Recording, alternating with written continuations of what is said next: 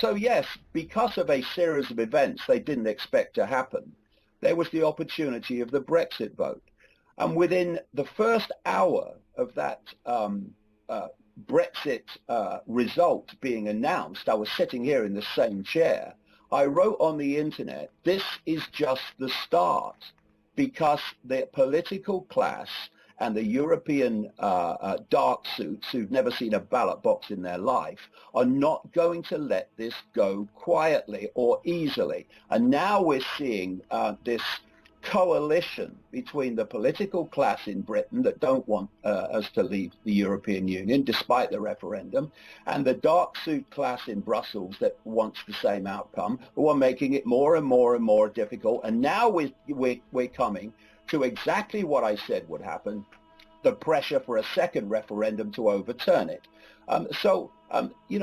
This whole European Union is something that goes back at least to the 1920s. It goes back to the Warburg banking family. It goes back to the aristocracy families of Europe, like Otto von Habsburg.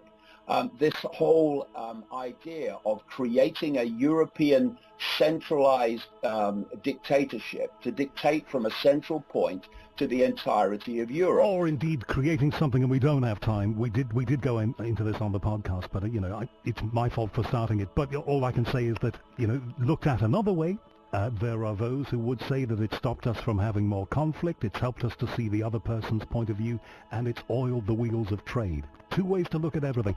You're hearing the views of David Icke. Got to take that break now here on Talk Radio. The Unexplained with Howard Hughes. Back in a sec. David Icke has a book out at the moment, and he also is going on a big speaking tour. Dublin next week, like we said, and virtually everywhere else. But I'll give you the address of David's website at the back end of this. We won't trouble ourselves with that now. So, David, you've been very good and said that you're going to try and tackle some of these questions that I've had in. Now, look, when I asked for questions on Twitter before we started doing this, recording this, obviously we got quite a lot of stuff like one saying, was Mr. Spoon and the Suit Dragon based on true events, and is the moon really made of cheese? Which is one. Is David Icke mad? Is another one. So you get, and like I was saying at the top of this, but they're idiots, man. Well, they're idiots. One third of the question. Idiots. Well, yeah, one third. They've got two brain cells to rub together, and they have absolutely no self-respect. Well, no, they would ask stupid questions like that. Well, they would think in their intelligent people. Well, I know they would think that they have a sense of humour. I think a lot of people would disagree with that. But the point that I'm making with that, freedom of speech. Well, yeah, there's your freedom of speech for you. But I defend their right to say it, but they're idiots. Hold on. Well, okay, that's you said that, and that's fine. But what I'm illustrating here, that's what freedom of speech is about. Is that if I'd done that, if we'd had Twitter, if we'd had Facebook, if we'd had social media, for good, bad, or indifferent, 20 years ago, and we were able to do that and ask for questions, then we'd have got a lot more frivolous questions like, "Are you mad?"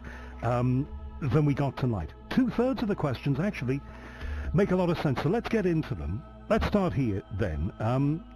Do you think, David, still that global warming is a hoax as the sea ice disappears in the Arctic and billions of gallons of melted ice pour off Greenland along with the melting permafrost all over Siberia and Alaska, releasing methane, says Michael. He has a point, doesn't he? Well, the answer to that question is yes, I do. But to respond to it in any credible way would take a long, long time. But there's a book just come out, which I've been reading recently. Basically, it's called The Politically Incorrect Guide to Global Warming or Climate Change. I do recommend that people read that because with enormous detail, it takes the whole thing apart. But yes, I do believe that, absolutely.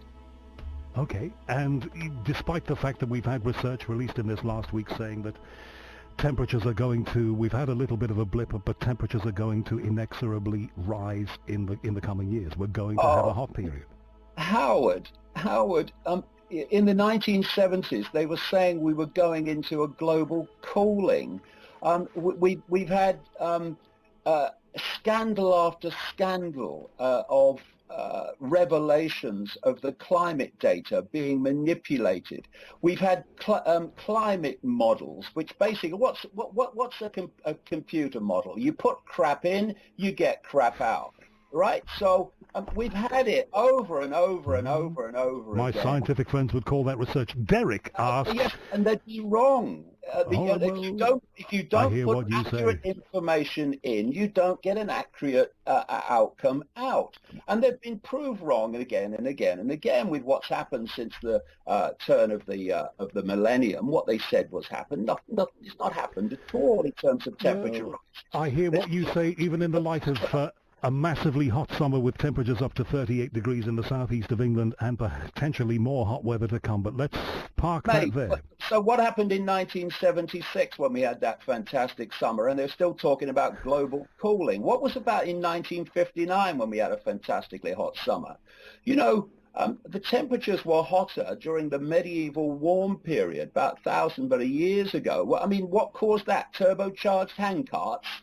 I mean, do the research. That's what I say to people. This is the whole thing about what we were talking earlier, Howard. Let's put into the public arena what the scientists, the mainstream scientists say, the song sheet scientists, as I call them, and let's put into the public arena what increasing numbers of other scientists are saying, which actually doesn't make sense. And then people can make their own mind up. But when you have people like the BBC saying some years ago, the science is now settled, so we're not going to have people on questioning it anymore, then you are going down a very this dark road that I'm talking about. You do hear people on questioning it. I've had somebody on here only very recently questioning it. But we have to say that there are more people accepting what scientists around the world are saying. There was a famous scientist in Texas who I had on this show who talks about the weirding of our weather increasingly. You know, there are more of those people than people putting the other view. But let's go to something else. There are people, and you must have come... How do you know that? How do you know that when these other scientists don't get the ability to have their voices heard? Well, they have access to all the same platforms that you have access to, don't they? Well, they don't have access to the mainstream media where most people get their information from. They don't. Okay, let's move to something else. You know, a lot of people... You say you've interviewed someone, but I mean, you're not the BBC 10 o'clock news, are you? You're not Newsnight. It's these really mainstream of mainstream... I'm very pleased we're not. I wear that as a badge of honour, David Icke. Now, look, let's move on to something else, because I've got loads of questions here, and I want to get to, a measure of them. Derek asks, and one of the problems is that when you go into the fields that you've been into over the years, people think that you are a repository of knowledge about all things, but I'm going to ask it anyway, because it's a question that's worth asking, whatever. Derek asks, can you ask David Icke, what was the Great Pyramid of Giza's true purpose? Now, you know, there's a lot of talk about that. There's been a lot of research recently. They discovered a new bit of it, a new chamber of it. It may be some kind of power generator. They don't quite know, but they're trying to find out. Have you ever had any thoughts about that? Oh, yeah. I mean, I've talked to quite a few people over the years who've done a lot of research into that whole Giza pyramid and what it was really there for. I've been inside it. The idea that it was built as a burial chamber is ludicrous, to go to those lengths for a burial chamber for one pharaoh. I mean, it's just crazy. But what I found interesting recently is that there was some scientific study came out pointing out the extraordinary electromagnetic properties inside the pyramid, particularly because of the way it's structured inside.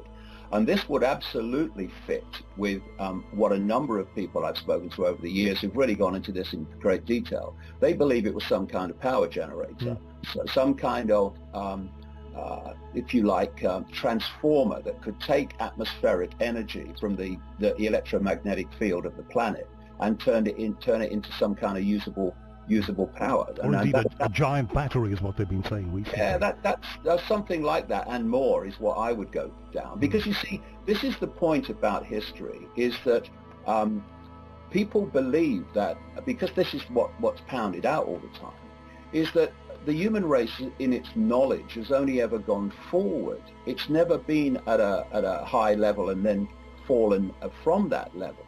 And I say to people today, if something happened, if there was some catastrophe happened, that meant we no longer had electricity or oil, What kind of society will we live in very, very, very quickly? Nothing like the one we live in now. And it's very clear when you do study history that there have been periods when there's been very great knowledge, and that knowledge has then been lost. Therefore, in some of these ancient societies where they built structures that we would struggle to build today, and scientists and historians and all these people look at them and say, how did they do that? How did they move these stones of hundreds of tons and all the rest of it? I saw a place in just above Cusco in Peru. It's a very famous place. Sacsayhuaman is one way they pronounce it. And there are these enormous, absolutely enormous stones that are fitted together like a dry stone wall. You can get a cigarette paper between them. It's incredible.